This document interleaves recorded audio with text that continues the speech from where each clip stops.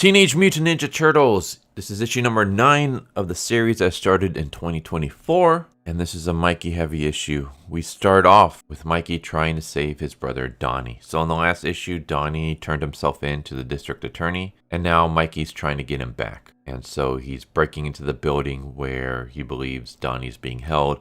I really enjoyed this giant splash page where we see Mikey breaking through the door and just fighting his way up the building. Also kind of like how at the very bottom you see the security guard and he's just playing a video game. But eventually he realizes that Donnie's not here and he comes across Raph, is wondering how the hell did you get up here without being attacked and all that stuff. Raph's like, because I'm not an idiot like you. I didn't go through the front door. I came in through the window like a ninja. And that's when they get attacked by more soldiers. And so we have Raph and Mikey teaming up to fight against them. And a little bit later, we cut to Leo in the sewers. And Leo's trying to tell his brothers to listen to Splinter, who is a dead rat. And of course, the rest of his brothers like, what's wrong with you? That rat's dead. That's not our dad. And we get some more hints about what happened, what caused their breakup. Mikey says that we were supposed to be brothers and look out for each other, but you all abandoned me, just like you abandoned Donnie. And then they kind of discuss how things didn't fall apart between us overnight. This started a year ago.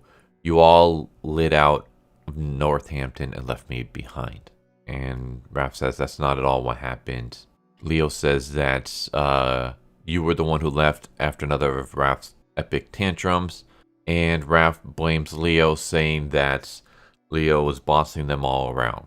So once again, we kind of get, I guess, a little bit of hints about what happened, but we still don't know because everyone's story is conflicting with each other, which makes me wonder, are they just like so pissed off that they're just seeing things from their own point of view, and so each one of them is an unreliable narrator, and that the truth is somewhere in the middle? Or is it something more fantastical, like they got brainwashed and so they each saw something different and that's how they split? I'm really curious to see how exactly they split up. Like what caused them to be so angry with each other? Apparently this takes place during the same universe as the IDW run, which I've read a lot of like the earlier stuff, but I kind of gave up on that series after Jenica started taking over the spotlight. But people who kept with it said that the reason they're angry with each other still hasn't been explained.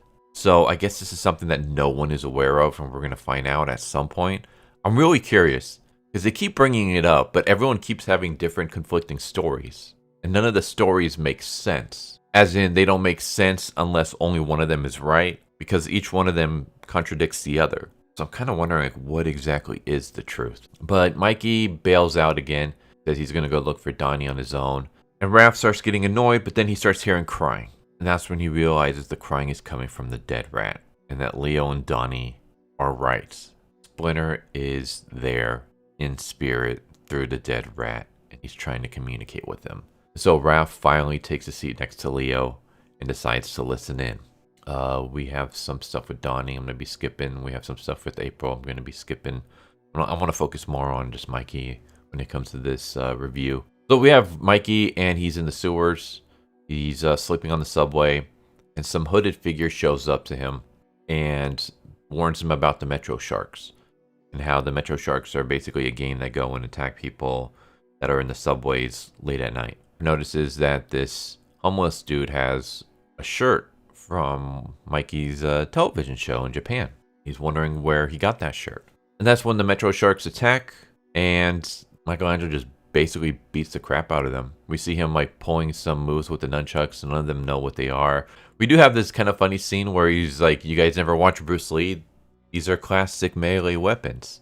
And then one of the Metro Sharks says, sure, here's another classic, and he pulls out a gun. But Mikey easily dispatches of all of them.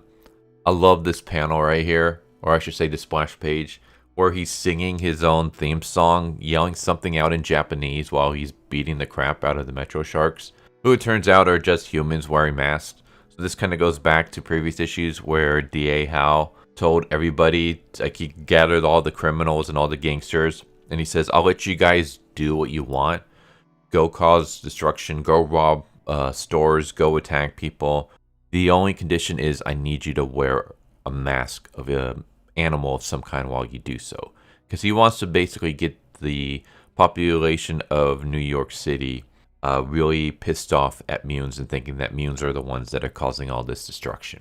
But once the Metro Sharks are destroyed, he follows the hooded figure where he comes across this homeless camp where everyone's wearing a shirt of Mikey, and he's wondering where you got the shirt from. And one of the homeless guys says they've been giving them out for free at the shelters. I don't know what it is. It's some dumb show that got canceled. That's when Mikey starts laughing and he realizes like what went wrong and what he has to do next. That's when the hooded figure says, good, then maybe you can finally stop banging your head against that same wall, which is something that Leo was telling him earlier. So it's kind of like, well, how would you know that phrase unless you were there? And he turns around to see where the hooded figure went and the hooded figure disappeared. Except in this panel, you can clearly see the hooded figure is walking away into the bushes. So I kind of would have liked it better if we had like the zoom out and the hooded figure isn't there. So it like really makes the hooded figure more mysterious. Like what I'm kind of getting at is I'm thinking that the hooded figure is supposed to be like Splinter. Maybe the hooded figure wasn't really there all along, but this is like Splinter's spirit trying to guide Mikey and get him to realize what he needs to do. But it would have like been a lot more like mystique if we didn't see the hooded figure trying to hide into the bushes. It would have just been better if he just wasn't here in this panel.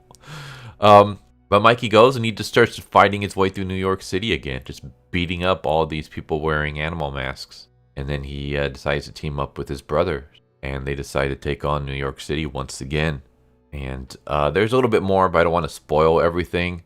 But yeah, it seems like everything's kind of falling into place. The brothers are all starting to hear their father's voice that Donnie heard through the rats.